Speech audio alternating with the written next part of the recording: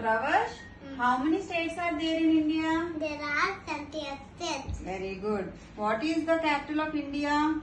New Delhi, Kerala, Thiruvananthapuram, Tamil Nadu, Chennai, Karnataka, Bengaluru, Andhra Pradesh, Amravati, Telangana, Hyderabad, Odisha, Bhubaneswar, Maharashtra, Mumbai, Chhattisgarh, Raipur, Goa, Panaji, West Bengal, Kolkata, Jharkhand, Ranchi, Madhya Pradesh, Bhopal, Gujarat, Gandhinagar, Rajasthan, Jaipur, Uttar Pradesh,